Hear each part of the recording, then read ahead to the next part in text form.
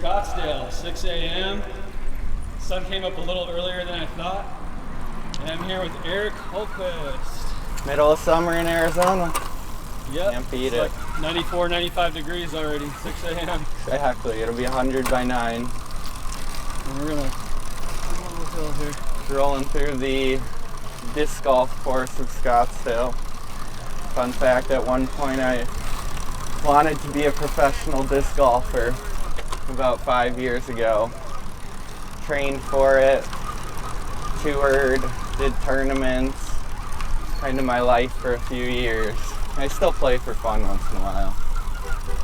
I actually have that on my list. Disc golf? Yeah. Real quick little introduction. Erik is a Paratriathlete. I am. If you don't know, and we'll get into that. But I don't know Erik too well, so I really appreciate it. I just reached out to him, asked him if he wanted to do a bike and chat interview. And I've rode with you at a velo ride. Yep. And just to let you know, because I haven't even told Erik this, but the first time I saw you that I can remember was on the Element promo. Oh yeah, yep. And so, did Jonathan and Jasmine shoot that? Yeah, Jasmine was kind of the lead role of it, and invited me out last minute because they had somebody who was ready to do the shoot with them, and he was this big like nature, health, fitness guy, I think, from Arizona, and he ended up getting sick the week before. So Jasmine gave me a call and said, you know, I think this one would be perfect for you. It's Element. You would probably already familiar and drink it, and it worked out perfectly. And it's a company that I had already liked and tried, and yeah, the shoot went awesome. So it was really good. And then that's when I started following you, and I saw the skateboarding on your page. Skateboarding's been a part of it for a long time, that's for sure. And I was blown away. I grew up skateboarding. I don't want to talk about myself too much, but I have a very special place in my heart for skateboarders. I think we all kind of grew up skateboarding at one time or another. Yeah, but you were really good.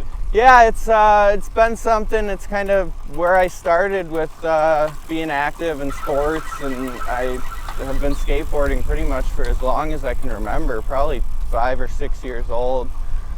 And I think it's led to just me continuing to be active throughout, you know, the rest of my life. I was pretty serious about it growing up. I remember, you know, getting good at skateboarding pretty quickly, probably by the age of 10 or so. And it was me and a local group of friends. I grew up in Chicago, and a indoor skate park opened up in Chicago pretty close to where I grew up, and they started a competitive team for all of us to kind of start traveling and competing in skateboarding. And so that's kind of where I got my roots and started skateboarding competitively, and did that all the way up throughout high school till I was, you know, 16 or 17, and really took it seriously and wanted to be a pro skateboarder pretty much, you know, my whole childhood. And I think I got injured quite a few too many times. I broke wrists, arms, ankles, pretty much everything you could break I ended up breaking, and still loved it and still wanted to take it to the next level, but just had a lot of other stuff come up once I was finishing up high school, and that's kind of when triathlon came along. Right as I was graduating high school, I was still skateboarding, and you know, I did a few other sports in high school, football, soccer, all the normal ones, but I was never really a big team sports guy. I liked the solo stuff. I liked skateboarding, I liked snowboarding, I liked, you know, disc golfing. I liked the solo stuff where you could really focus in on a skill set and learn it and get good at it, and kind of show off your talents. So those have primarily been the sports where I excel in, or that I typically like the most, or the skill set sports where it's all on you. You can make it into whatever you want. It's almost like an art form, and that's kind of how I look at cycling now. Is it's very similar to the way that I looked at skateboarding, which is just there's so many ways to go about it. There's so much you can create with it. You know, you can be competitive, you can just do it for fun. You can do it for health and just to be active. You can do it with friends. So in a lot of ways, I find that freedom of skateboarding and cycling now. And even though I still skateboard, I think cycling has just kind of boosted that and given me an extra outlet now. Yeah, so I found a couple YouTube pages. Yeah. One is really, really old. And Throwback skating. It had some skating. And at first when I found it, I was like, I'm not sure if this is Erik. And then you did my backflip. Yep, you did a flip. And I was like, yeah, that's him for sure. Because I've always been known for the backflip thing. It was that was kind of the coolest trick that I ever learned growing up. We had at that circus skate park that I was a teammate of, we had a foam pit. And so at one point I was just messing around in the foam pit late at night and learned how to backflip. And ever since then, it was kind of my signature move. And every skate park I went to, I would do one backflip just so everybody, you know, it would be the crowd pleaser kind of. And I can still do it to this day, even with one leg. And so it's kind of that go-to trick that I keep in my pocket that usually surprises people for sure. Yeah. Disc golf on my list because the other YouTube looked like you were getting into video production maybe? Yes, I was. So I used to do a lot of video stuff and I would record. I got another buddy who I got into disc golf when I started. He was my skateboarding buddy. We grew up skateboarding together. And we're both on the same path for skateboarding, and I found disc golf at some point when I was 15 or 16 in high school and kind of immediately flipped off the switch of skateboarding and said, okay, I want to try this disc golf thing. And so I took all my buddies to show them, and he took it up really quickly, just like we both took up skateboarding, and now he's taken it to the next level, and he's a professional disc golfer now and travels the world and competes year-round and gets paid for it. And so kudos to him for taking it there. I like to say that I'm the one who showed him the sport, but he's the one who's taken it to the next level. And so yeah, I've done some video stuff for him back in the day. Brad, has he been out here to visit you? Yeah, he comes out all the time, and I'm trying to get him into the endurance sports and the bikes and stuff, but I don't know if he'll ever go down that route. Max, I know there's a lot of disc golfing out here for sure. A lot of disc golfing, a lot of skateboarding, and a lot of biking, that's for sure. Where were you at with video production, and when did you decide to move to Arizona, and why did you move to Arizona? I got into the video stuff kind of when I moved to Arizona. I bought a drone as I moved to Arizona just to try and have fun with it when I moved, and I filmed the move out here and got really into it in Arizona and ended up working for a videographer who does all the weddings and funerals and events and stuff like that. And so that was kind of my first job when I moved to Arizona. I moved out here when I was, I think 21 years old. I think I had my first couple beers out here. Came out with a friend from Chicago. We both came to work. I came to finish up some school. And we just kind of wanted to change. We had both grown up in Chicago our whole lives and suffered through the winters there.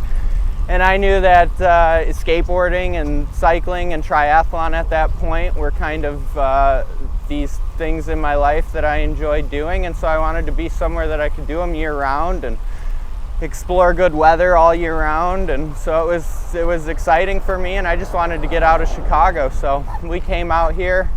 And it's been 8 years now. It's crazy to think about. I think we came out in July of 2017, so about 8 years ago. And I obviously came out here with two legs. The leg was acquired here in Arizona 4 years ago, and we are coming up to the area in Scottsdale here, kind of where the story all started.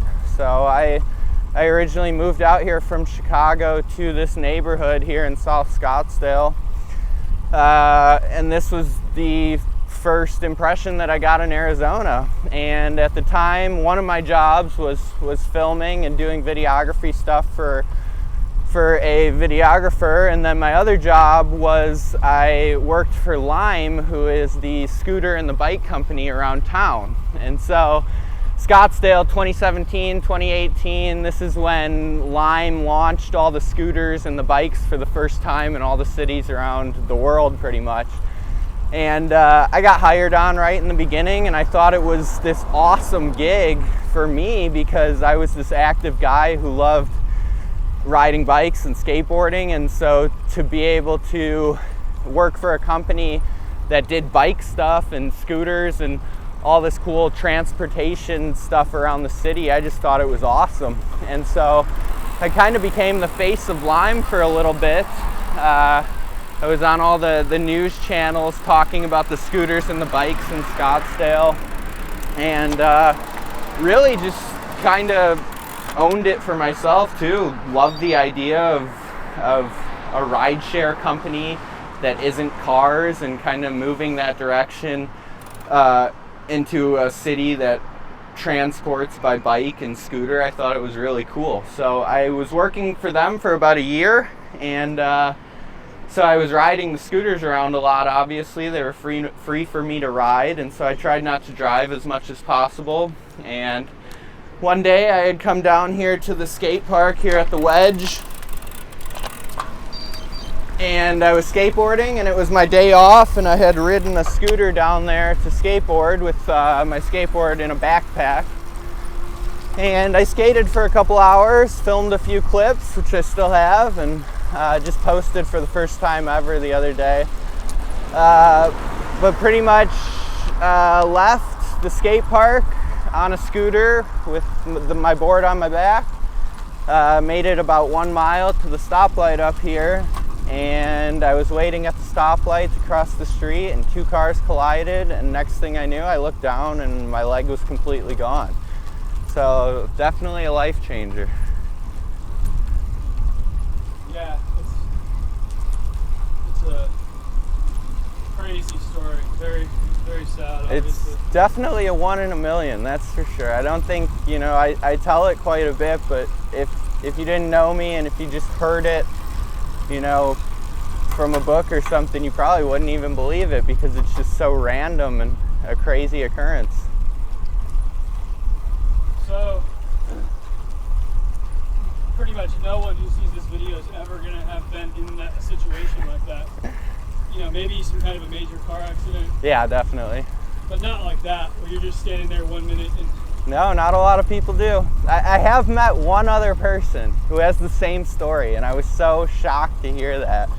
So I guess it does happen once in a while. But yeah, I mean, to have something so random happened when, I had been skateboarding my whole life. I had been riding bikes. I had been doing all these crazy things on street corners and, much more dangerous, putting myself at much more risk. And for me to lose my leg just standing at a street corner, it's kind of crazy and ironic. So I assume it just happened so fast. Did you try and jump out of the way, or? I figure, I try and put the pieces together now. I remember a lot of it. I was awake pretty much the whole time, but I figure I probably tried to jump off of my right foot, and the right leg is the one that's missing now. So I take it that as I jumped out of the way, that right foot just got caught under the vehicle that was coming at me, or possibly got pinched under the scooter or the light pole that I was standing next to. And once the dust settled, I looked down and pretty much couldn't see a foot attached to the bottom of my leg. So I laid down on the ground and called 911 and was still awake and transparent, obviously in a lot of pain. But I think I knew right then that I was going to wake up in the hospital without a leg, and that this was no little injury like skateboarding, like breaking a wrist. I think I knew that this was pretty major, and if I was even going to live, that my life would probably be pretty different when I woke up the next day. Yeah. And it's hard when you're, I was just skateboarding that day. I had just come from a skateboarding session and was on my way home on a scooter, and to then be in a hospital missing a leg, I mean, it was just a total flip of a switch in a matter of seconds. And so I think in a lot of ways that actually helped me, because it wasn't like I had gotten this injury that was, you know, so bad that we had to try all these surgeries and wait weeks and months to see the outcome. It was kind of like, well, I don't even need a doctor to tell me what's going to happen here. I kind of knew on the corner that day that, you know, I'm probably going to a hospital. They're probably going to cut the rest of my leg off, and this is how life is going to be now. And so I made the decision on the corner to just be okay with it and kind of roll with the punches from there on out. And so I think when I got to the hospital and woke up without a leg the next day, I was ready for it, and I could just, you know, go from there and look towards the future instead of being stuck on that day. Yeah. Whew, so heavy, man. It is. So this is going to be a good time to plug the interview you did with Project Endure. Yep. I had a bunch of questions to ask you, and almost all of them were answered in that podcast. So if you just Google Project Endure Erik Hultquist, yeah, I'll try and remember to put a link in the bio, in the description below. That was pretty recent. A lot of good stuff in there. Yeah, so obviously I wanted to talk about your accident. Yep. And we're rolling up to the light right now where it happened. Oh, so wow. I'll show you I'll give you the reenactment. Wow. So what I was going to tell the viewers is a lot of questions you probably have right now. Yep. I'm not going to ask because they've already been answered in a recent interview. Yeah. So go check that interview out. It's only an hour long. It's really amazing. Erik talks about the accident, what happened afterwards, the timeline, insurance, all that kind of stuff. Yeah. So this is it. Wow. This is where everything happened. Let me move my bike. So the skate park's about a mile down the road, and I had ridden my scooter up the sidewalk here, and I was just waiting to cross right across this way. And as you can see, it's not a busy intersection by any means, so I had no reason to really fear waiting to cross or, you know, waiting over here or over there. But I take it I was standing somewhere about probably right here, which was a lucky spot to stand because the cars collided at the middle of the intersection right here, and the car that hit me had come head on this way. So when it hit the curb right here, it kind of popped up, and that's when I looked over and saw it. And I think as the car hit me, it also hit the light pole right here, and the car wound up in the dirt over there.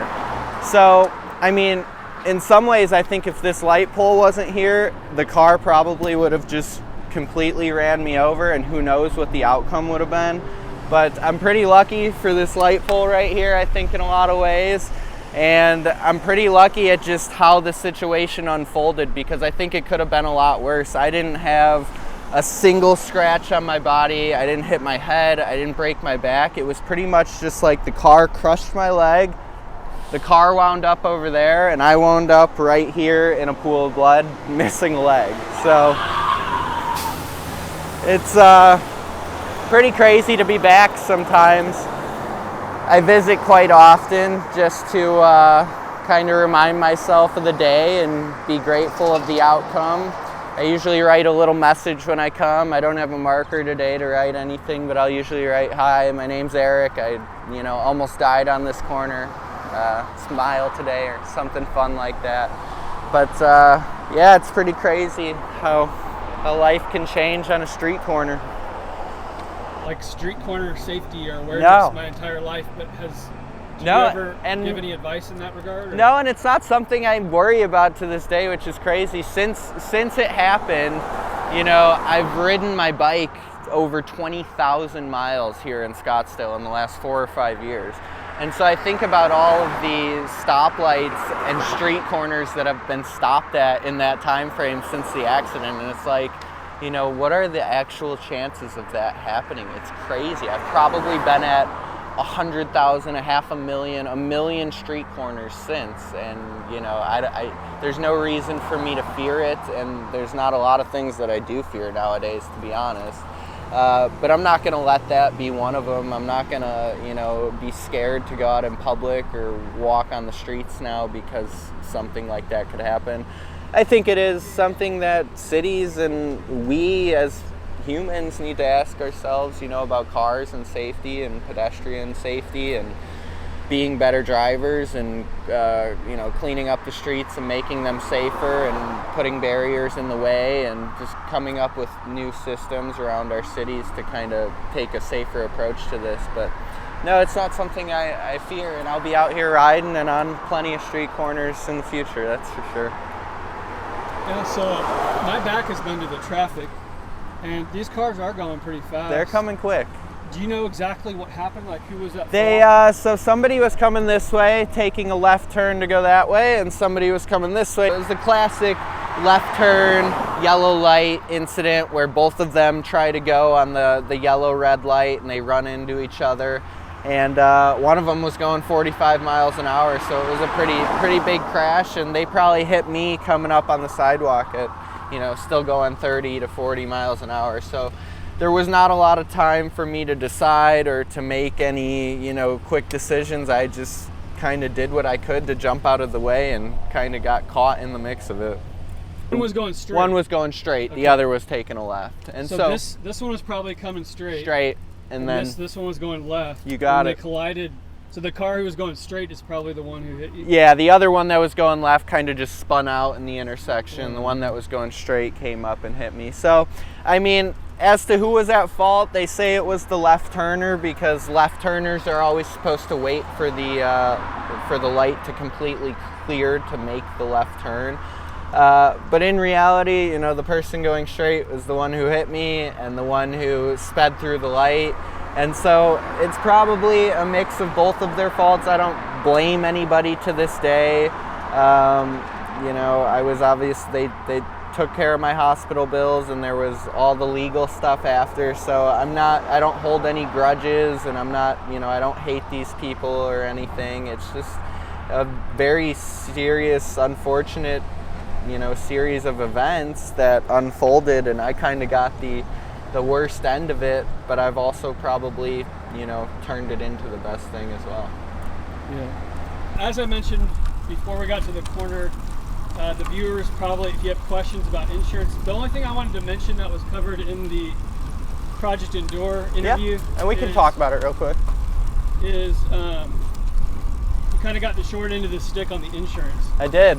Yes, definitely. And I just want to mention that because if anyone thinks, oh, this guy probably got $1 million or whatever, that's not what happened. So no, and I think a lot of people think that, including myself. It obviously wasn't the first thought on my mind, but when I got to the hospital and the surgery was over with and we kind of started looking ahead to the near future of, all the legal battles and who's going to pay for the hospital bills and, how are we going to get the prosthetic ball rolling and insurances and everything like that. So I did have, a lot of lawyers coming to the hospital who I think were excited to work on the case because it was such a crazy event and I had no fault of my own in what happened.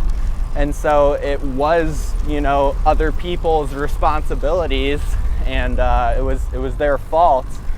But at the end of the day, people who sign up for car insurance, when they go to sign up for a policy, they're only signing up for, whatever they're willing to pay for. So if you're willing to pay for a policy that has a liability or a pocket maximum of $100,000 or whatever it is, that's typically the standard in America. That's the standard policy that people go for, and that's all that the policy is willing to pay out if you're liable for causing an injury. There's really there's no other terms to that policy. So if you go and hurt somebody, your policy will pay out the maximum if the person needs it, but you can't ask for any more. Insurance has covered all of my medical bills, which was huge. I got out of the hospital without a single bill. Lime, who I was working for at the time and got hurt on the scooter, started a big fundraiser because they knew that I would be out of work and I had gotten injured on the scooter. So I think they were concerned about that. But other than that, you know, it was kind of looking ahead as to like, you know, how am I going to live the rest of my life with these prosthetic bills and all this medical care? And am I going to be able to work a full-time job the rest of my life? You know, what will this even look like? And so I think a lot of people, my family, friends, did think, you know, oh, he's going to be a millionaire now because he'll get this big settlement or whatever it is, or he'll sue these people. And I think a lot of people put that in my mind in the hospital, including the lawyers and family members. And so it did kind of create this perception of, you know, that's what I was owed.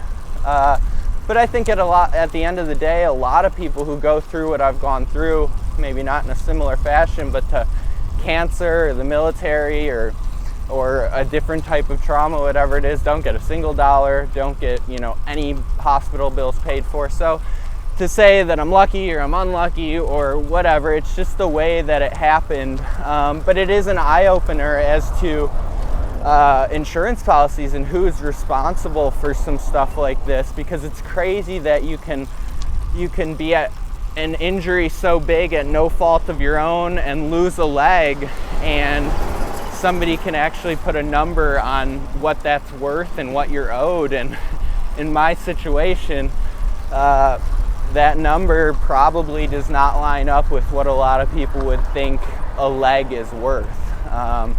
So yeah, it's crazy. And these people, you know, nothing against them. And, you know, like I said, I don't hold any grudges. I'm not angry at them. But when the lawyers looked into everything, we determined, you know, it was kind of a case that I couldn't go after them.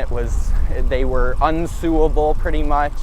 So we had to settle with the insurance companies, and the insurance companies offered whatever their policies were, and that's it. You know, you can't sue the insurance companies because that's all they're responsible for paying out. So pretty unfortunate, but I've made it work and still looked at it as a plus ever since. And I try not to think about it a lot, or, you know, say what if, or go back on the different outcomes, because I can't change the outcome. I can just kind of roll with the punches. And I think if anything, it's just, you know, like losing the leg has kind of made me stronger overall and made me work harder for it, that's for sure. So in the Project Endure interview, you talked a lot about the different prosthetics. I did want to ask you specifically about Hanger Clinic. Yeah. I know they've helped you out. How did they get involved, and how does the funding work for that kind of stuff? Yeah, Hanger has been kind of in my corner since day one, and shout out to Hanger. They're an awesome company to work with for prosthetics, orthotics, anything in that industry. And you know, it wasn't really a decision that I made to go with them. Jillian, who is now my doctor to this day, was in the hospital with me on day 2 when I lost my leg. We're gonna go left right here. She had come to the hospital to meet me. That's kind of how I met her, and she was the first person who asked me when she came to the hospital, you know, what do you want to do after this? I heard you're a triathlete. Do you want to get back into triathlon stuff? Do you want to get back on the bike? Do you want to run again? Because we can make that happen for you. We can get you the legs you need. And so I think just meeting her in the hospital that day and her giving me that hope and telling me face to face, you know, you're going to be fine. I'll get you the legs that you need. I think that was all the assurance I needed to just trust her and say, all right, let's do this. And so Hanger has been kind of my medical team ever since. And a lot of people in the industry, a lot of amputees, especially the active athletes, will probably tell you that Hanger's not the best place to go to because they're so large and nationwide. They're kind of, you know, one of the bigger prosthetic networks that, you know, a lot of people don't get that specialized care with the running prosthetics and with customizing things exactly how it's needed to be for sports. But I think it's more about finding the right doctor for you and finding somebody who understands your goals and understands the medical equipment and care that you specifically are going to need. And Hanger's just done such a good job of that with the offices here in Phoenix, of getting me in whenever I need, getting me extra little pieces whenever I need them, building things exactly how I want them to come out, and exactly that'll, you know, help me skateboard, snowboard, bike, run, swim, all of these things. So yeah, Hanger has been totally awesome. And I always said that, you know, I'll just go with Hanger for a while until I find the next best doctor. But I think I'll probably stick with them as long as it goes well. But yeah, I mean, I've had legs of all different types made ever since, and it's gotten harder over the years. I mean, I lost my leg when I was 23 years old, so I was still on my mom's insurance policy. She was a teacher at the time, but she's since retired, and I've since turned 26 and had to find my own policy. So the insurance part of things has been a little bit more difficult, and that'll always be a difficult part of prosthetics, because at the end of the day, the insurance company is the one who makes all the decisions on what type of legs you're gonna get, and they're not very nice. You know, insurance companies typically only allow you legs that'll let you walk. They're not very big into running legs and biking legs and giving you extra legs that you don't need. So that's something that a lot of my friends and amputees are trying to change, is to get new legislation to try and get the insurance companies to work with the doctors a little bit more on supplying more advanced prosthetics to people, so that they can swim and bike and do other things other than just walking and getting out of bed in the morning. So that would be awesome. Prosthetics are not cheap, that's for sure. They're expensive in different pieces. The feet alone cost, $5 to $10 grand. The sockets where my leg goes into cost $5 to $10 grand. If you're missing your knee, the prosthetic knee processor is $20 grand alone. So, each one of my legs is probably about $15,000 to $20,000. And when you add them all up, and you have one for swimming and biking and running and, skateboarding and walking, it is a lot of money. And these things don't last forever. I mean, they're kind of like a shoe. You grow out of them, you beat them up, and you're ready for the next one in a couple years. So it's something that I got to think about for the rest of my life. And luckily, in this day and age, technology is only getting more advanced. So I'm sure by the time that I'm 40 or 50 years old, there's going to be these crazy automatic ankles and all sorts of things. And who knows how expensive those will be, but I'm excited to see where technology goes. And I think a lot of these negatives with the cost and the insurance responsibilities and things like that will probably go away as people try to change these policies and legislation. And hopefully one day, legs of all types, the running blades, the biking legs, will be easy to get and affordable for everybody to have. So that would be the end-all be-all win-win for everybody. Yeah. So, especially for an athlete, is every prosthetic completely custom, or do they have kind of stock options? Well, there's different things that you need for different activities. There's for walking, so there's 4 different levels of prosthetics. I'm obviously the most active, and so that goes on your insurance report, and so your activity level basically. And so based on that activity level, the insurance companies will give you legs. And so it's kind of the doctor's responsibility, to be honest, and put people in the right category. But luckily, I am in the most active category, and therefore I get the most active and advanced legs. But you typically want one leg for walking every day, which is your standard foot with some spring in it, so that you can walk on terrain, do a little hiking, things like that.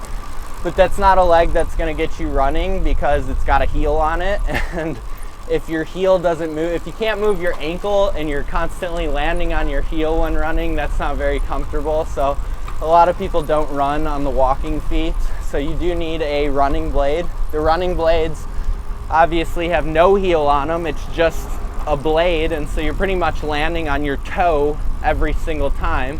So they're amazing for running because it's like you're landing on your toes and it's a giant springboard and it's super fast and it feels incredible for running, but it's not something you want to walk in every day because, again, it has no heel and you can't really balance. It's like walking on a pogo stick. So I mean, they are very specific. This one that I use for biking is only for when I ride a bike because it's got the lightest components on it. It's very stiff. It fits my bike shoe. It's a slim foot that barely slides into my bike shoe, and then I can clip onto my bike with it. But people have made custom legs that are specifically for the bike that have no foot on them, that just clip straight into the bike. And a lot of people who are doing triathlon end up just biking in a running blade now to do a quicker transition. So that's what I'm learning now as well. And like I said, you know, the legs only last a year or two, so it kind of sucks when the time comes when I have to get a new one, because there's not a ton you can do with the old legs. You know, you can donate some of the pieces, like the feet and the metal poles and stuff like that, but you know, nobody's gonna fit your exact legs, so it's hard to, you know, kind of trade off with people or do anything like that. It'd be nice to be able to give my old legs to people that need them, but it's not really something that's possible with all the customization. But it is cool to be able to use them to go to the beach with. A lot of my old legs I'll just turn into water legs, and I'll use them for jumping in pools or going to the beach or sand, or when I go out mountain biking or something like that where I can just beat it up. Okay. I wanted to ask you about the timeline after you got injured. Yep. Because I couldn't piece it together. You ran a triathlon within like 9 months? Yes, it was 9 months exactly, pretty much. And so, in your Project Endure interview, it said for about 3 months you weren't doing very much. Yep. And then it took about 6 months to get your first leg, or a running leg, I can't remember. My first leg came about 3 months, and then I got my first running blade about 6 months. Okay, so between 6 and 8 to 9 months, you learned how to run and place very high in a triathlon. Yeah, I mean, it was a mix of being very motivated, obviously. As soon as I got that first running blade, it was like I had been waiting 6 months for it, even though I really hadn't, because it was all new to me.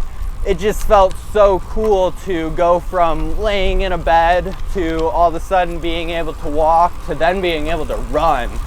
And as soon as I took those first steps running, it was like, okay, like this is all I'm gonna do now. Like I don't care how hard running is. I don't care how hard it was before I lost my leg. Like now that I can run, I'm gonna run. And so that's what I did. And you know, the cycling has always came pretty easy to me. Even that first triathlon as an amputee, you know, I didn't take any of it very seriously. I did my first 3 triathlons with 2 legs and my first triathlon with 1 leg on a 1980s Raleigh Super Cruiser road bike, which is like one of those vintage Tour de France, just old school pieces of art pretty much. And it wasn't easy, and it probably, you know, made the bike even more difficult. But I just remember those first couple triathlons before I even lost the leg. You know, it was never something that I took very seriously, but I do remember in all of those triathlons when I raced on that bike, me just cranking the pedals on that bike, and it didn't even have clip-in shoes or anything like that. I just always remember the bike of my first few triathlons being the moment of the race where I felt the strongest and had the most fun doing it. That's for sure. Yeah, it was a steel bike, I'm guessing? It was a steel bike. It was heavy. And it had the shifters were on the frame. Oh, wow. It was, yeah, it was old. It was old school. So, this is a little out of order, but yeah, can you talk about your history with bikes? Yeah, you know, so before and after the injury. Yeah, I see you have rim brakes right now. I'm still old school, that's for sure. My history with bikes and with triathlon and everything, you know, you guys know I grew up a skateboarder and snowboarder and stuff like that.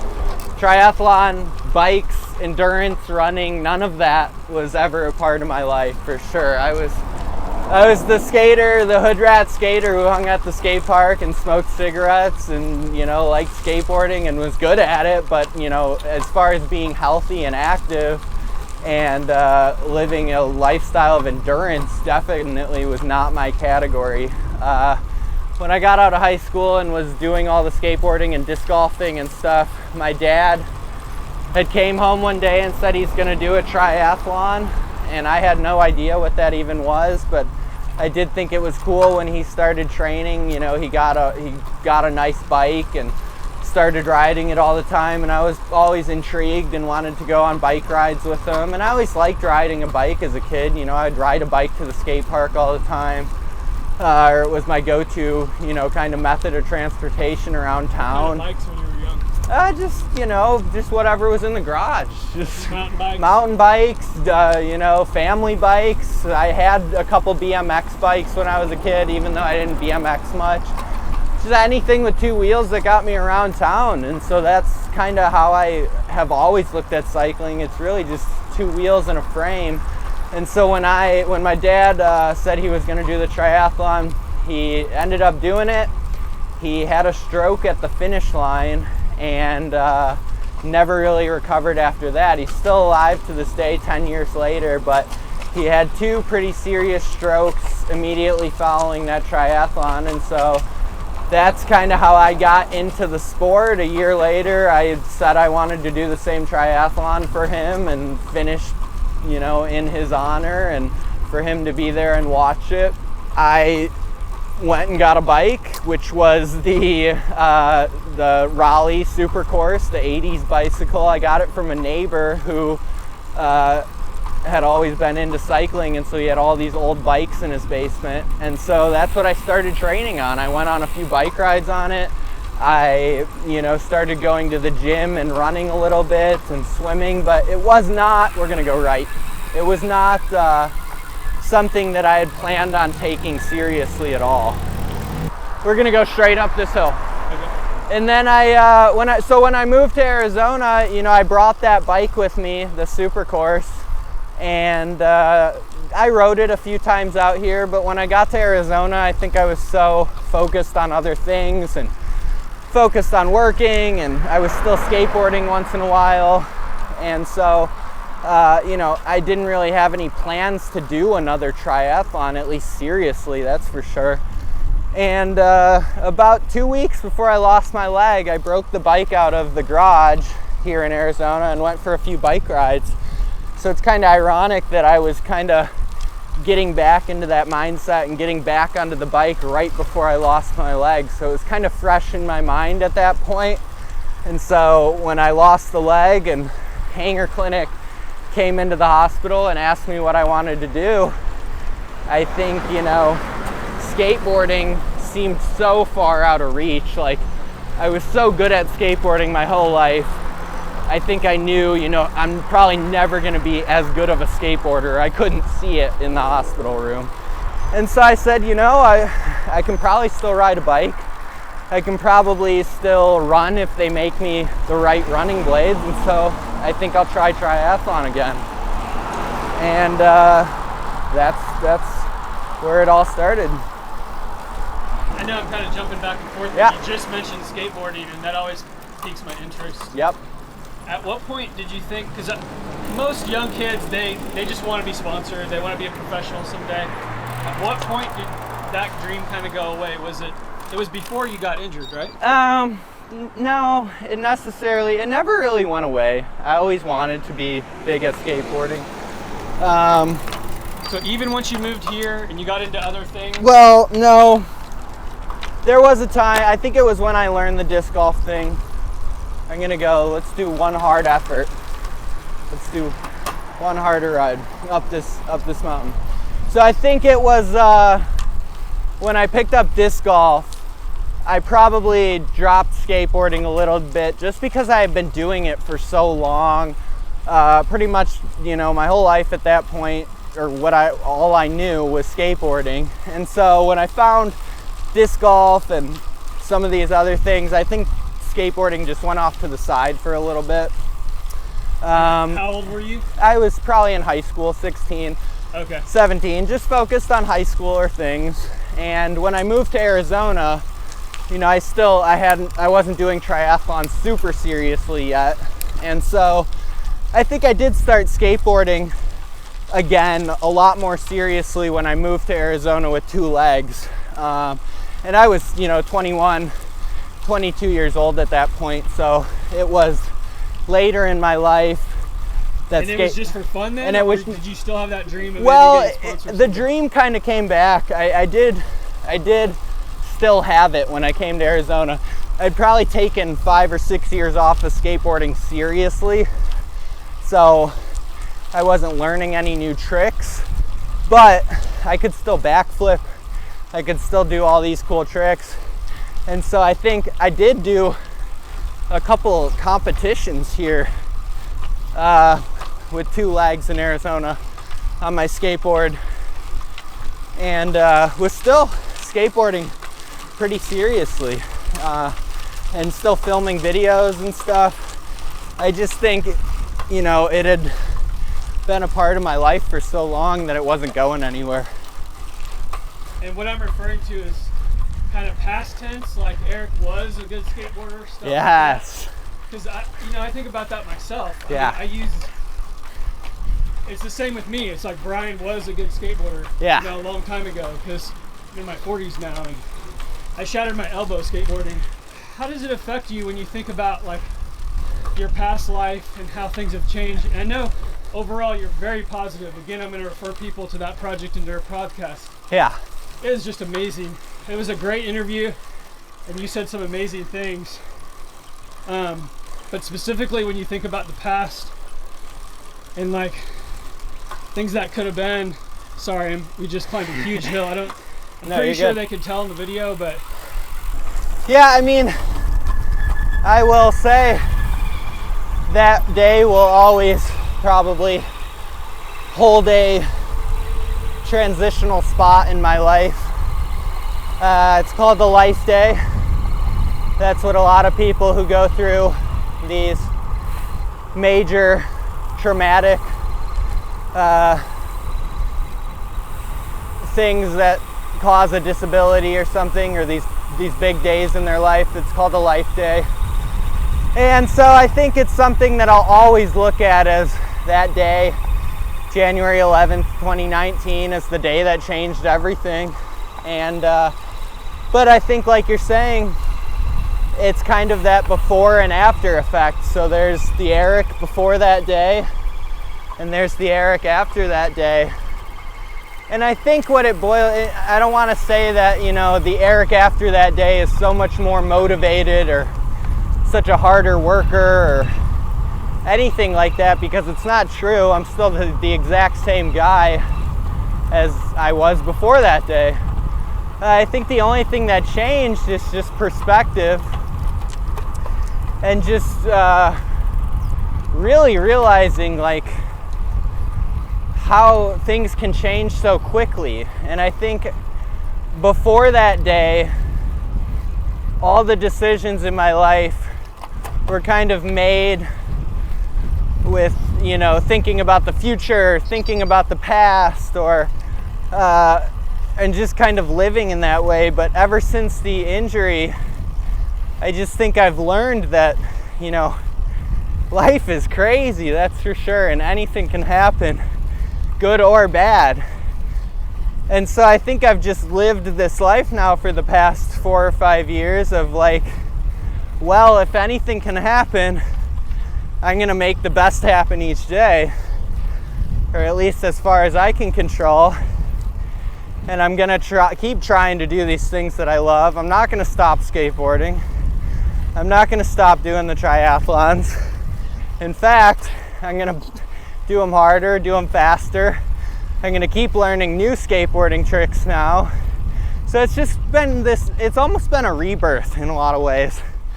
And it's given me the opportunity to call it a rebirth. I think a lot of people make that decision to keep calling it like this day of infamy or something, like this day of big major loss.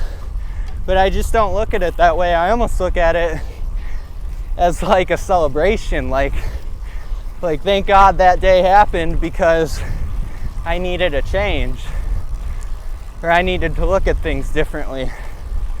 So I am grateful for that. For past Eric, if you would have thought that you would have a major life-changing injury, how do you think he would have perceived that in the past before it actually happened? I know this is a really complicated question, but let me just tell you from my perspective. Yeah. I feel like, personally, the only way I would be able to live through something like that is because I have a kid. Yeah. And you don't, and you were really young. I think I wouldn't have the willpower. The honest answer, if you want the truth, I was totally ready for it. And I don't know if it's because of what had happened to my dad 5 years before I lost my leg. He had gone through his stroke, and I had kind of, helped him overcome that process. And so getting over a trauma or getting over a disability or life-changing in the matter of seconds was already something that I had been through from my dad's stroke. But even then, even my dad's stroke, I mean, that was hard on me because it wasn't me. There was nothing I could control about it in my life. But even then, I was so ready to take on that triathlon and so ready to turn his story into something good that maybe I'm just wired with it. Maybe I really like those times of life when things really fall apart, and you just got to put all of the pieces back together, or find a way to overcome something so incredibly difficult or painful. But no, dead honest, I really, like I said, from the moment I was laying on that street corner and knew what the outcome was going to be, to waking up in the hospital without a leg, to trying on my first prosthetic, there was never a single moment of doubt mixed in there. Even laying in bed for 3 months, waiting on my new prosthetic, I mean, yes, it was depressing. Yes, I was not in the best mind state laying in bed for 3 months. I was miserable. I didn't know what the future would look like. I was a little worried, but I was never ready to give up, or I was never ready to, just be done and complain about it. It was always exciting for me to see. I wish like I could say that I've gone through these lows and these highs and everything, but to me it was just like to just be excited and to just, and maybe it's the part of like losing a leg is one of those injuries where it's not like I have to do a bunch of rehab to gain back strength in my muscles or to fix a broken bone or something like that. With losing a leg, you're literally losing a body part and getting a new fake one.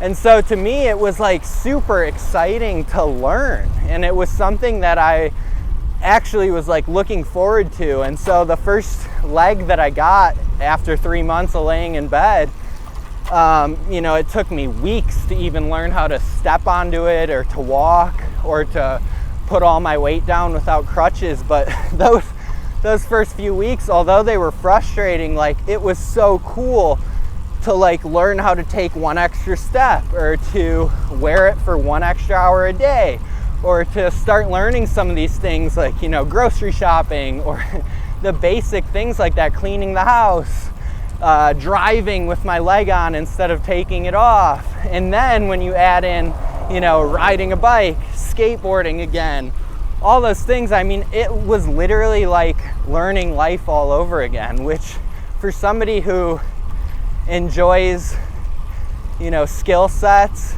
and enjoys practicing and learning and training things like that, for me, that's all it took was like, hey, you get to relearn everything. And I think that's now why, you know, I've done this triathlon thing for the last 5 or 6 years very seriously, and I plan on still doing it, but now I'm getting back into skateboarding and just riding my bike more and some of these more specific things because I'm relearning them again. I mean, you know, skateboarding has taken a lot.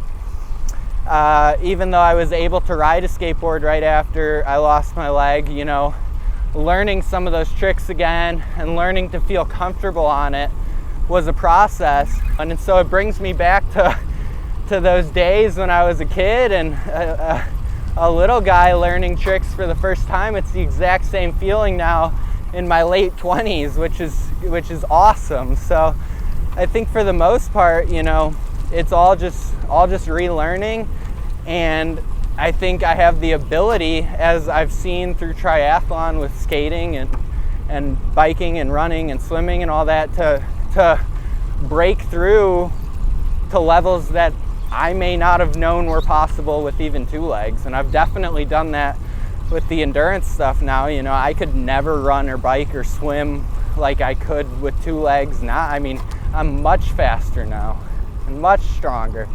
So it's crazy. If you bring that over to other areas of life, it's definitely possible there too, and it's all just perspective.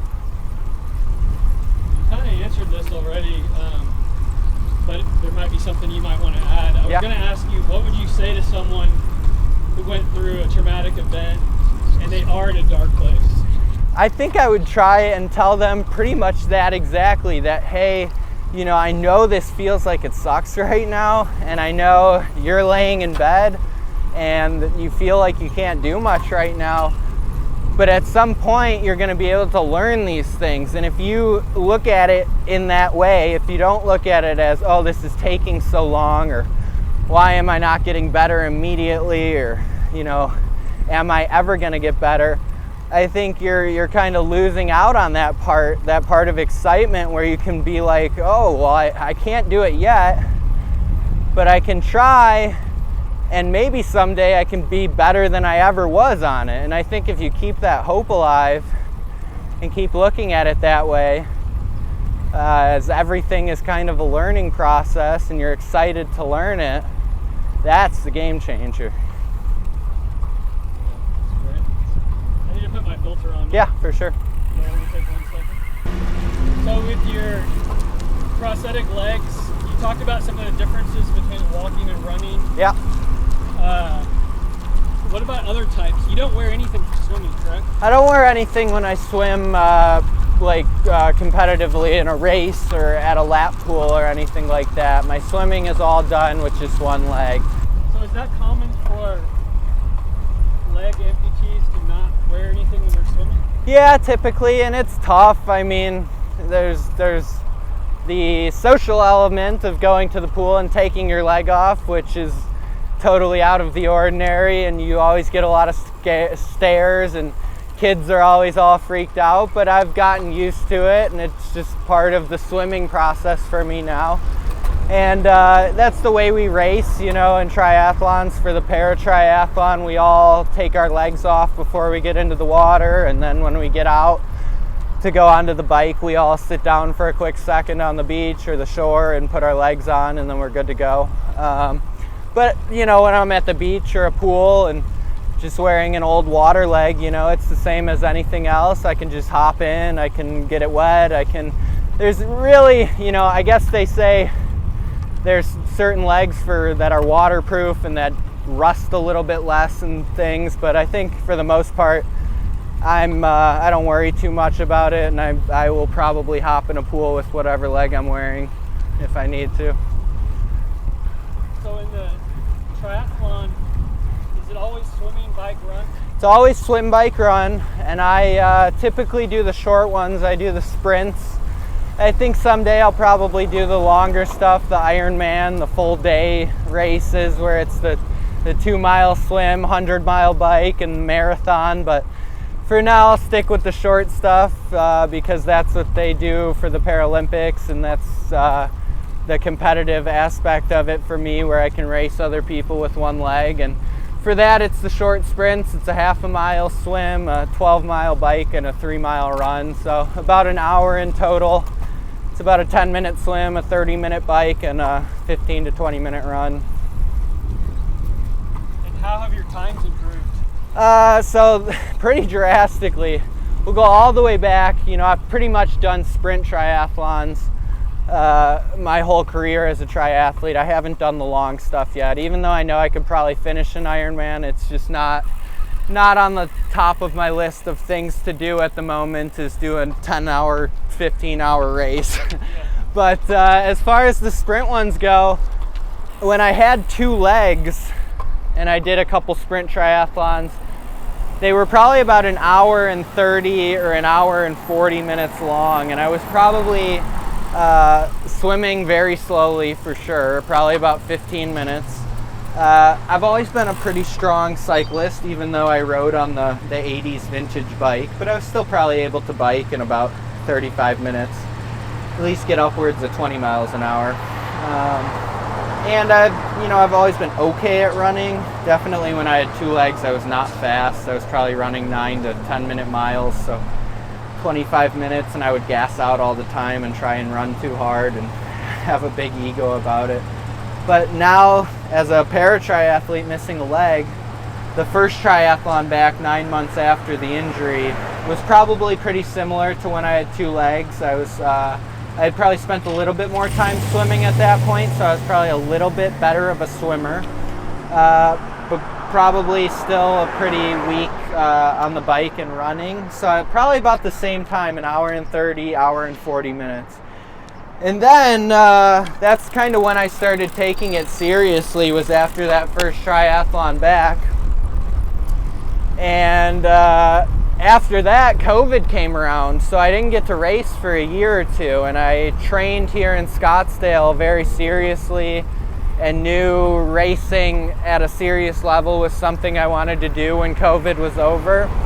And so I spent 2 years or so really just training hard here in Scottsdale, and that was probably the first time in my life that I've ever really taken sports or any sport at a major elite level. I mean, skateboarding I always took seriously, but it was also always kind of just a hobby, and it was, even though I was on teams and I had sponsors and stuff like that, it was kind of just something I had always done. And so it wasn't like this big elite level or anything, at least in my eyes. But triathlon, when I wanted to kind of take it to the next step, I knew nothing about it. So I had to grit my teeth and really grind it out and work pretty hard to get better at it. And so that's what I did for a few years. And then once COVID cleared up and races came back, I went and traveled to my first serious race as part of Team USA. And I think my time at that one was about 1 hour and 12 minutes. So I cut in at least about 20 minutes off from that first race. And that was probably over all 3 disciplines. I probably got a little bit better at swimming. I got a better bike at that point. I moved on to a carbon bike. We can go right. And I was finally starting to learn the running blade and stuff. So from that point, then I could really improve. And then it was just knocking minutes off of that time. I probably worked my times down to about an hour and 7 minutes. And then last year and the year before were probably my most competitive years, training for the Paris Paralympics to try and qualify. And I think the last race that I raced, I came in at about a 1:04. So we're bringing things down now to about a 10-minute swim, which is much faster than I ever swam. 25-mile-an-hour bike, and under 30 minutes. And to be a competitive runner now, you got to run about a 16 or 17-minute 5K, which is 5:30 minute per mile pace. So yeah, I mean, the times have significantly dropped, that's for sure. And I don't think I could have ever imagined running a 5-minute and 30-second mile on 2 legs, let alone even thinking about or doing that with one leg is pretty mind-blowing to me, you know. And again, this is coming from somebody who hated running, smoked cigarettes, was not the healthiest person, you know, just 10 years ago or whatever.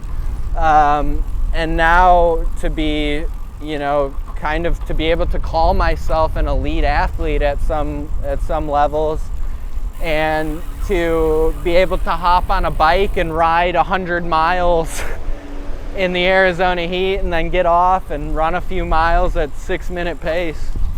I found a MCC like student profile video. Yes, yep. And there was some clips of you like doing sporting events and stuff. Yep.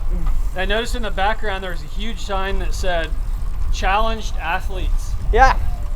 And I was going to ask you. Oops, sorry, we're just kind of stuck here. No, you're fine.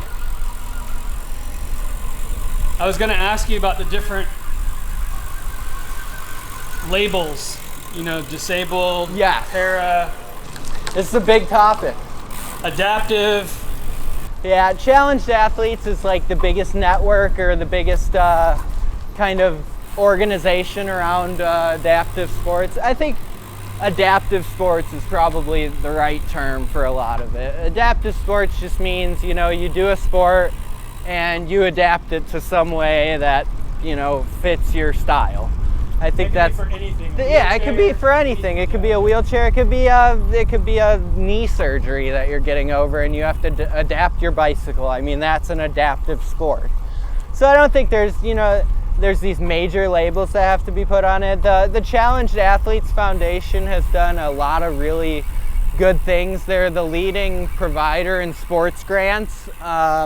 And they're obviously kind of the biggest nonprofit around adaptive sports. And so each year they give out hundreds of sports grants and legs and wheelchairs and bikes and all sorts of things so that people with disabilities are able to do sports and compete. But a lot of people in this community have different opinions on whether it's motivating that we're out here running or out here on a bike, and I get it a lot too. You know, you're at the grocery store, or I'm out on a bike ride, or I'm out getting gas and somebody looks over and says, oh, you're so motivating, or, you know, I can't tell you how inspiring you are, or you inspire me. And to be honest, you know, I prefer it. I like it. I don't get off on it, but it's something that, you know, reminds me of like, oh, you know, yes, I am just out here. It's just another day of me riding my bike, and sometimes I forget how hard I'm working and stuff. We'll go left. But it is nice to have somebody notice that, and for the right reasons, you know. Yeah, I am out here missing a leg and it's 100 degrees, and not a lot of people are riding their bike 100 miles out in this weather or, you know, training this seriously. And so if I do inspire somebody, especially doing it with one leg, I think that's pretty cool. And for them to have the guts to come up and tell me about it, I think is pretty cool. But a lot of people do take it the wrong way and kind of look at it as like, you know, I'm just out here doing me. I'm just out here going for a bike ride. I'm just out here on a run. I'm just going to the grocery store. What's so motivating about that? Or what's so inspiring? Which is fine. I understand that side of things too. I think, you know, a lot of people do just say it's inspiring because they don't know what else to say in that moment, or they want to tell you how cool it is, but that's just what comes out. But, you know, I've never been big on the whole label thing, and I think however you want to look at it or however you want to label it is fine with me. And I guess I know in my mind that, you know, I'm just an athlete just like anybody else, and it feels like I'm out here working just as hard as the best of the best. And so that's just how I'll treat it, and whatever label that creates is fine with me. Awesome. How did you get on the US Para team? When I first started doing the triathlon stuff with one leg, you know, I obviously did the local triathlon here first to begin with. which was a sprint, the little version, and then I did. Para? Yeah, it wasn't. Well, I was in the para category, which is just, I was probably the only one there in Tempe as a para athlete. I think there was maybe one other blind guy, but I think from that point on, I kind of looked and said, okay, what do I want to do now? And I picked a half Ironman immediately and signed up for it. And so that was the goal. I think I was going to go into the Ironman stuff, and I wanted to do, the real long racing to prove that I could make it through. And then somewhere down the line, I met Todd Key and Alyssa Seeley, who are both members of Team USA, both from the Arizona area. And I met Alyssa, who shares doctors with me, Jillian, my prosthetic doctor. And Jillian, my doctor, invited me in one day to her office to meet Alyssa. And Alyssa Seeley is a gold medalist on the Paratriathlon team. And so I chatted with her my first year of doing all this, and kind of told her about my first race and how I enjoyed it so much. And she kind of told me that, hey, there's this whole, there's the Paralympics, you don't have to go do Ironmans if you don't want to. There's this whole other side of it where you can compete against other people who are missing legs. And so that's what I, looked into and signed up for. And that's kind of when COVID came around. And so I never got to race on that level. Sorry to interrupt you. This is the intersection right here, right? Yeah, this is it. Yeah, yep. Wow. You mentioned in your other interview you avoided this area for a long time. I did, yeah. I never felt the need to come over here. And I guess I kind of always was a little creeped out by it. But I think now that it's been a while and it's been a few years, it's nice to go back to and just kind of remember and reflect and remind myself of it. But anyway, yeah, so I didn't ever get to go do my first USA race and put my name out there and put a face to the name or anything. And I was really upset about that because it was a year or two before the Tokyo Paralympics, and I think I was ready to go shine and see if I could make it to Tokyo back then. But I think in the long run, COVID was good for me because it just gave me more time to learn and grow, and everything was still so new to me. I was only 1 year into my journey with the leg when COVID came.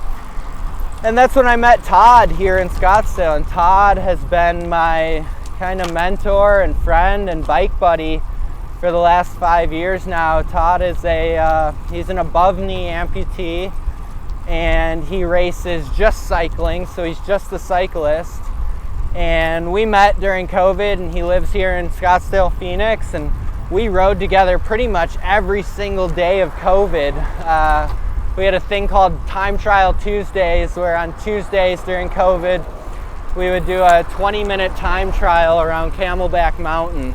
And the winner would, or the loser would buy us breakfast on Tuesdays. And so we did that for 10 weeks straight during COVID. And so by the time races finally opened up a year later, I had done 20 time trials around Camelback Mountain already.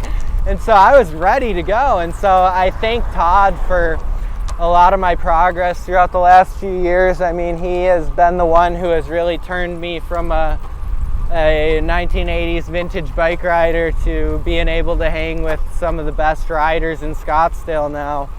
And he's really just taught me everything that I need to know about bikes, and he's also shined a light on how to guide the Paralympics system. He's been doing it now for almost 20 years and racing and traveling the world. So if I ever have any questions about some of the Team USA stuff, he's always my go-to. And he's my go-to here in Scottsdale for bike parts and anything I need for the bike, or any tips and tricks I need for riding a course or anything like that. I mean, he's just been working on bikes and doing bike stuff for so long that he knows everything, and so he's definitely my go-to. But that's kind of where I am now, is you know, I didn't make it to Paris. I didn't qualify, which is a big bummer to me, and it was a big blow last year, but it is what it is. I worked really hard for it the last 4 or 5 years, and it's I'm okay with it. I'm still an alternate, so I got the third spot on the list. If anybody gets sick or injured, I will be there to take their place. I don't think that's going to happen, and I don't wish it to happen on any of my teammates, but if that does happen, then I will be there in Paris. I just signed the papers yesterday to go there if I need to, and that's in 4 weeks now. But, you know, this year has been a lot of reflecting on the last few years of training. Since I lost my leg, I've cycled 21,000 miles. I've ridden, or I've cycled 21,000 miles. I've ran 3,000 miles, and I've swam 1.7 million yards. So I mean, it's been a lot of work, and I have nothing to beat myself up over. I'm still new to this sport, still new to all 3 sports, and the next Paralympics are in LA in 4 more years. So even though Paris didn't work out the way that I wanted, I'll only be 32 years old when the games come. I'm really having fun on the bike right now, and I think biking has always been my favorite part of triathlon for sure. It's all, even in those first few races with 2 legs, I just remember being on the bike, and even though I wasn't clipped in or it wasn't the fastest bike on the course, I felt like the fastest guy out there, and I was pushing probably just as hard as the fastest guy out there in all of the races. And I still race like that today. You know, the bike is, when I get on the bike in a triathlon, it's that moment for me of like make or break the race. And I think a lot of my competitors know that now, that I'm kind of the stronger rider in the field. At least I hope they do. I know one of my proudest moments, one of my teammates for Team USA was doing a race recap last year of one of our races, and he was talking about the bike portion of the race and how he was ahead on the bike, and how all he could think and hear about during the bike ride was my wheels coming up behind him, the whoosh, whoosh, whoosh sound effect of me coming to pass him. So I thought that was really nice of him to write and really cool. And that's kind of how I look at racing, is, you know, try and be the best on the bike. So now during this off season and this downtime of not really, you know, training super hard or racing or knowing what I want to do next, really, I'm just kind of finding a lot of those answers on the bike right now, and riding with friends and riding with Todd and Jonathan and the group rides all around Scottsdale. You know, my favorite race throughout the calendar year isn't the ones in Spain or France or Italy or anything like that. It's the one here in Tempe, the sprint triathlon that I started with 9 months after my injury, that I still do every year to this day. And it's just fun to go out there, and there'll be, you know, 400 or 500 athletes that sign up with 2 legs. And the last few years, you know, I've taken 2nd or 3rd or 4th or 5th place with 1 leg. And I think it's just, it's pretty cool to go out there and kind of showcase what I've worked so hard on the last few years and how much I've grown and overcame. And so I think that now is kind of just the reflective state that I'm in, is just kind of enjoy it, have fun, reflect on everything that has occurred over these past few years, and just keep going. Yeah. Go left. We don't have to talk about this if you don't want to, but Yeah, I go have ahead. on my list here to ask you about what happened in Miami.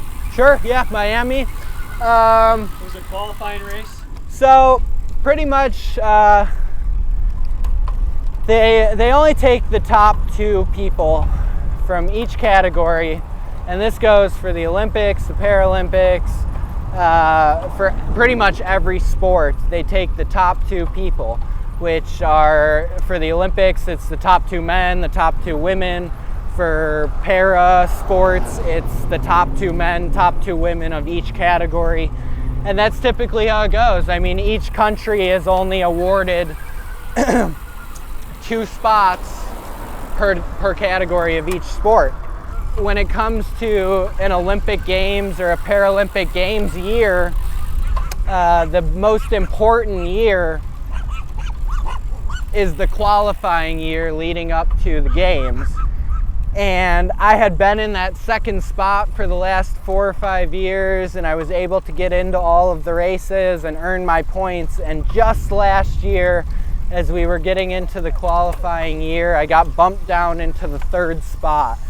And so I didn't get into a lot of those qualifying races where I had to earn my points. And so going into Miami, which was the last race of the qualifying schedule, I was way behind on points. And so the other 2 guys in my category who had been racing all year and got into all of the good races, they were miles ahead of me on points already, and it was just because they got into the races and I didn't. And so my only shot at making it to Paris clear cut was to win in Miami, which was a race in March earlier this year.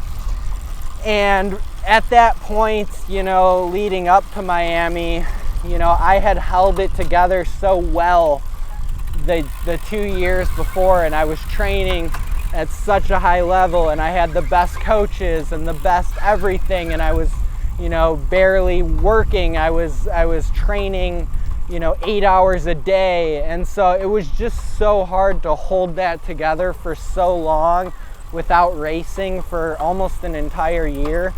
And then to go to Miami in March of this year after not racing for almost a full year, and I had to go out there and win to qualify. It was almost too much to ask. And so I thought the best thing to do was to just go over to the finish line and celebrate those 2 guys, Erik and Carson, who I had been racing against for the last, you know, 4 years. They're 2 of my friends, brothers now. Even though we race against each other all the time, we're all Team USA when it comes to the Paralympics and going to Paris this year. I'm rooting for them as they would probably be rooting for me if I were there. So that's how I wanted to end the chapter in Miami, not by coming across the finish line in last place and just knowing that I could finish. I know I could finish that race if I wanted to. It wasn't about finishing that day, it was more about celebrating my friends who had earned their spot to go to Paris. And unfortunately, I just didn't get all the races and points that they were able to get the year prior. I wanted to finish on a note of, well, you know, I gave them my congrats. I went and tried. It didn't work out. I knew it didn't work out, but I will hopefully get another shot again at some point. Yeah, I know you will. I see your little USA peeking through. It's in there somewhere. I try not to wear all the gear now because then I get the questions, you know, are you going to Paris? Are you, when I'm out and about here? But try to keep it a lower profile now that I'm just having fun and riding my bike for fun and just training for fun and being active now. So there's the wedge, one of the oldest skate parks in Arizona. That was where my last skate sesh with two legs happened. Yeah. And also probably my first with one leg was probably at that park as well. Again, referring people to the Project Endure podcast, Erik talks more about what was going on last year, and you had a lot going on. I did. I had a lot going on. Trying to make it into all of these races and then not making it in. So it was tough. And then, you know, obviously the cost of coaches, the costs of keeping up with training at a high level, you're burning 5,000 calories a day, which means you're taking in another 5,000 in food, which is an expensive grocery bill.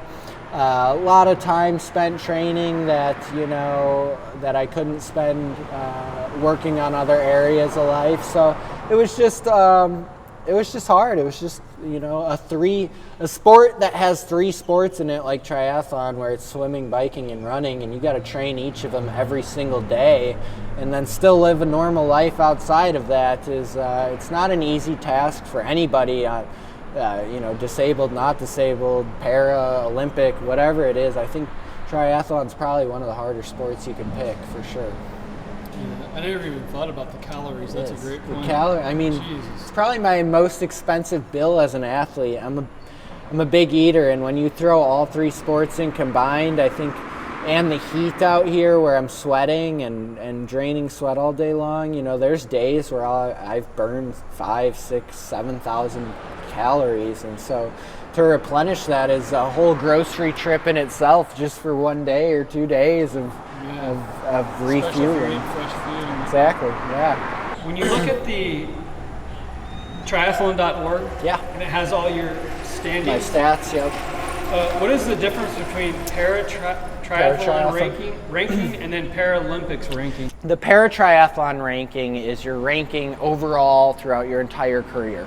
So that's my ranking. If you go back on the past, 5 years of racing and you add up all the points, I think they do keep it to just the last 2 years. So I think if you stop racing at any point, I think you eventually fall off of the ranking list completely in both of those.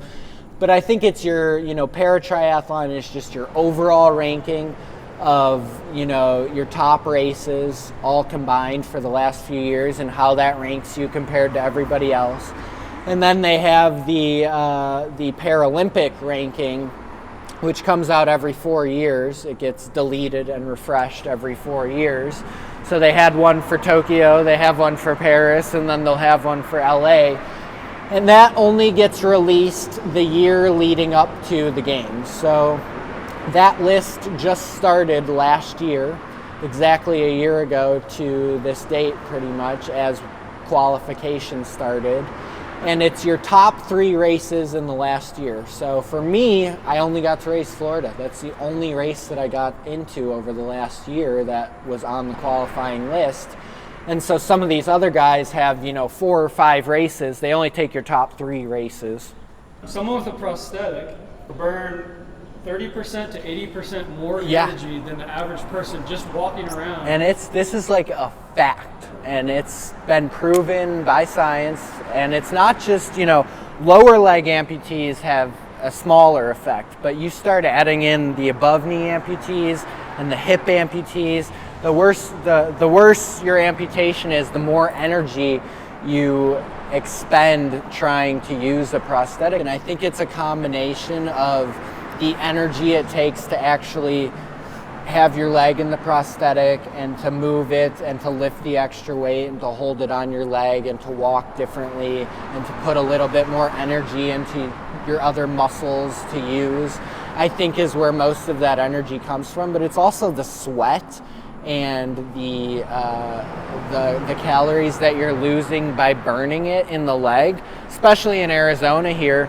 I mean, after an hour of riding, I usually take my leg off and drain the sweat out, and I'll drain, almost a full water bottle of sweat just in an hour or 2 of cycling just out of my leg. And that's not counting the sweat coming from my hair or the rest of my body. And so when you talk about, calories being replaced, I mean, typically I'm probably always behind on calories just because of how much I'm burning and losing sweat-wise in the leg and the extra energy burned by walking with the prosthetic. And then you add in running and cycling and all these other things. But yeah, it's crazy.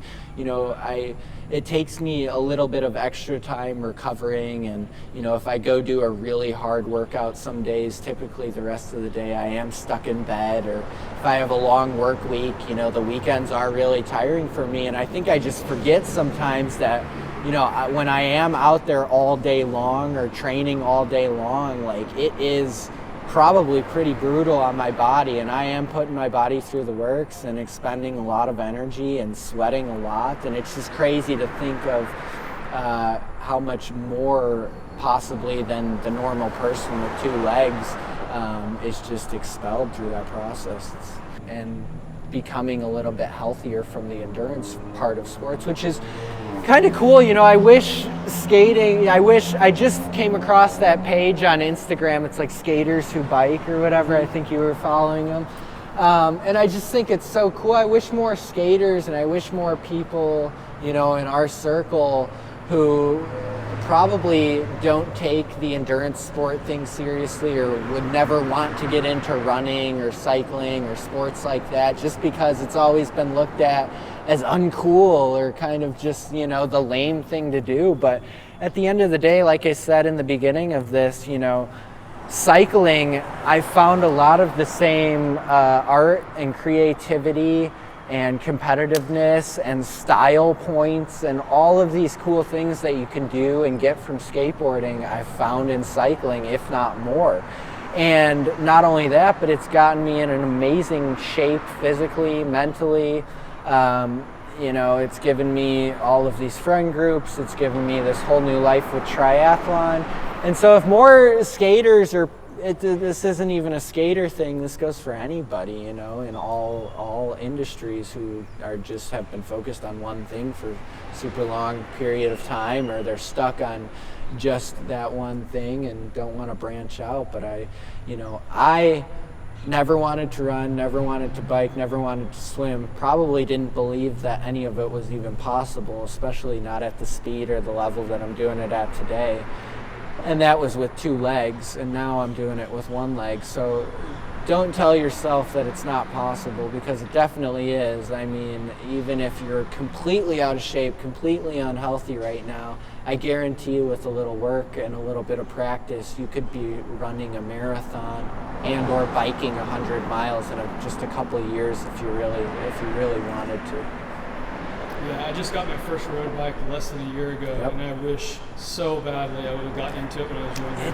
It's so beneficial to health and mental and physical, and just the benefits that you get from going for a ride, even if it's just riding to the skate park or it's just riding to work or something like that. I mean, it's truly incredible when I started getting the smartwatches and the computers and stuff and tracking the numbers and the data, and you know how healthy it is for your body, and how much better I'm sleeping now, and how I focus on eating better just because I want fresher food and I want to replenish myself with things that are going to make my body give me the energy that I need to wake up and do it again tomorrow. So I mean, it's this whole incredible lifestyle that I had no idea existed, and that I had no idea that you could feel so good doing it until I, picked it up and started doing it. And there's nothing uncool or lame about it, I promise you that. It's flying 30 miles an hour on a bike or finishing a marathon is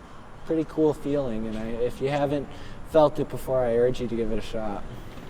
Yeah, especially if you're into extreme sports. If you think cycling is lame for any reason, like probably a lot of skaters do, go do a crit race. It's insane. It's so gnarly. It is. These group races and these group rides in Scottsdale, which I just started doing a few years ago as I started taking training seriously. I mean, it's hardcore. You got 30, 40, 50 guys in a bike ride, all riding in a tight group together, going 30 miles an hour, zipping around corners, sprinting up hills. You got dirt biking and mountain biking and gravel biking, which I now have a gravel bike, and I'll take that out in the mountains and go rip down a mountain at 20 miles an hour and, do burnouts around corners and stuff. I mean, there's so much fun, cool stuff that you can do on a bike. Same thing with running now. They have all, the popular thing now is run clubs around town where they have hundreds of people meet up for 3-mile runs every couple days during the week. I mean, those are taking over. You have the rise in 5Ks, 10Ks, marathons, all that stuff. There's adventure races now and trail racing. The endurance sports industry is growing so much right now as a whole. There's so many areas of it to get into that don't feel like it's this lame, thing for people who just want to work out, because it's not. It can bring you to the next level in other categories of life, whether it's physical, skateboarding, if that's what you want to work on, a lot of golfers now, swimming, stuff like that. Or if you just want the mental boost of knowing that you can finish a 100-mile bike ride or a marathon or an Ironman or whatever it is, that is super beneficial as well. So just overall, endurance sports have changed my life for the better in a lot of ways. A little bit. I need to read my phone here. Yep. Speaking of speed, I wanted to brag about you here for a little bit. So these are like your last 3 big rides on Strava. Leaving at 3:50 in the morning 62 miles, 1,800 feet of climbing, 18 miles per hour average. That's gnarly. Pretty typical, yeah. Probably a lot of the people watching this will understand those numbers, but if you don't, I'm telling you, it's gnarly. Yeah. You did a ride in California recently, 54 miles, 3,500 feet of climbing, which is insane, averaging 16.2 miles per hour. Now, 16.2 miles per hour on flat ground, for people who don't understand those numbers, is not impressive, but when you're doing 3,500 feet of climbing, that's insane. You average that out over time, I wouldn't even be able to make it, honestly, but if I did, it would probably be like 5 miles per hour, honestly. Your next ride was leaving at 4 a.m. in Phoenix, 55 miles at 21 miles per hour average speed. And that's just crazy. So, yeah, this guy's a beast, and I just wanted people to know, like, missing leg or not, those numbers are just extremely impressive, man. So I know you're proud of yourself. We're proud of you too. I appreciate it. And it's possible. I mean, it's possible for a lot of people. And it's taken me a lot of work and a lot of time. And my first few bike rides were nothing compared to those numbers. And I've watched the numbers go up over the years. And it's a mix of, you know, being around the right people and picking up tips and tricks and skill sets, and then also just, you know, doing the right workouts and putting in the hours and the work to get there. But I mean, it's definitely possible for a lot of people. But yeah, it's cool to look at the numbers now compared to what they were one day and compared to what a lot of people are riding at. And I think the ceiling is kind of endless on speed and miles, and I think I'm just going to keep going up. But yeah, it's funny you say the 3 a.m. and the 4 a.m.ers. Those I typically don't ride that early, and I've always had a hard time the last few years waking up that early. But this year, it's a hot one in Phoenix. And I've just been lately having fun riding in the middle of the night for some reason. You know, I'm not training very seriously right now, or I don't have very specific workouts. So I'm just having fun, you know, waking up at 3 a.m., 4 a.m., being out there when nobody's out there. It's dead quiet. The birds are chirping in the middle of the night. It's just the roads are calm. Nobody's out there, and I'll go and I'll climb a mountain and climb a few thousand feet. And it's so awesome to just be able to pick up the bike and go for a ride. And that's just the thing that I love about it the most. It's just hopping on the bike and going. It's freedom, and that's what skateboarding always was to me. That's what, you know, sports as a whole have always done for me, has given me that freedom. And cycling, I think, just brings it to the next level for sure. We're almost at the end here. I wanted to shout out some adaptive skaters and see if you know any of them. Oh yeah. There's Ernie Ibarra. Oh yeah. Phoenix. Ernie's awesome, and he is here. He's a local. He skates on his. He sits on a skateboard pretty much, and he uses his hands to do all of his tricks. Which, it might sound weird me telling you about this, but to see it in person, I just recently went to a big skate event at the Barracks last fall, where I met a lot of these people for the first time. And Ernie and some of these other guys who do that style of skating, I do know he's the one who is on a skateboard kind of on his knees or his butt and does his tricks with his hands, which is insane. I mean, these guys are going down 10-stair rails and dropping in on huge ramps just with their hands. And you picture yourself like going to a 10-foot quarter pipe and sitting on your board and dropping in like with your hands. It's mind-blowing. And to see the support that some of these guys are getting now, they're getting noticed and getting blown up on the big screen and stuff, it's freaking awesome. Yes. So yeah, I know Ernie. Some of them have like a little handle thing with like a block scraper. Yes, exactly, for their hands to kind of guard. But Ernie does it. He just uses his bare hands. I mean, I can't even imagine like the calluses on his hands. Running over your fingers too. I mean, that's gotta be insane. There's a guy named Dan Pelletier. Yep. He's paralyzed. Yep. That guy's amazing. Yep. There's several blind skaters. The blind guys are fun. They make all the fun videos online, and they're shredders as well. There's a couple of them that are super good. I think you just mentioned both of their names. Dan. With real skateboards. Exactly. Yeah. And you see the videos of them, and they use all the audio assistive devices where they'll put little beepers all over the skate park so they know where they're going. I mean, they have the guide canes as well, but I think when they do their how-to videos, they kind of tell you that most of the time for their skate spots and skate parks, they set up little beepers around the park so that they know where they're going or know when they're coming up to a stair or a quarter pipe. And that's mind-blowing. I mean, skateboarding on one leg is special in its own ways, and it's very hard and different, but to not be able to see the ramp or to not have any legs at all and to do the tricks with your hands, I mean, that's just so awesome and incredible. And these guys deserve so much shout outs, and I mean, I'm just gonna keep sharing their videos because it's awesome. Yeah, Dan Mancina and Justin Bishop, they had, I think, degenerative disorders. Yeah. But there's another guy, his name's Nick Mullins.